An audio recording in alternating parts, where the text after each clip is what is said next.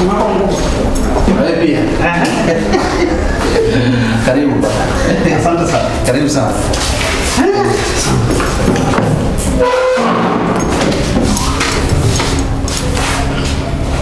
Mimi kwa jina naitwa Mwalimu Meijo Laiza, ni mwenyekiti wa jumuiya ya wazazi wilaya ya Siha, lakini pia nimeshakuwa mjumbe wa NEC katika wilaya ya Siha, lakini pia mimi ni mtumishi katika halmashauri ya Arusha DC, ni afisa elimu takwimu.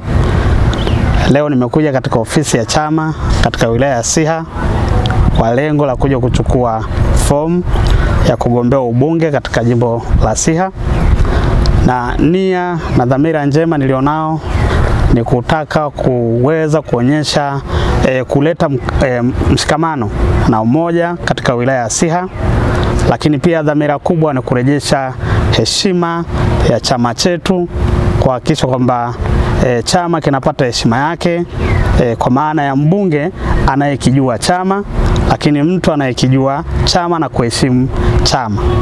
Lakini moja ya mambo ambao nafikiri sisi tunajua kwamba hii ni wakati wa kuchukua fomu, lakini chama kama tunavyojua ina utaratibu. Najua kwamba michakato ya chama ipo. Mimi binafsi nimejipima, nikaona kwamba ni miongoni mwa wana CCM ambao wanakipenda hiki chama, lakini ni watu ambao ni mtu ambao anakiheshimu chama hiki, lakini nina ujasiri mkubwa kuhakikisha kwamba Siha inabaki katika heshima yake. Na moja ya dhamira ambao nimetamani sana ikitokea nikapata ridhaa ya chama ni kuwaweka watu wa Siha pamoja, lakini pia kutengeneza taasisi ya ofisi ya mbunge.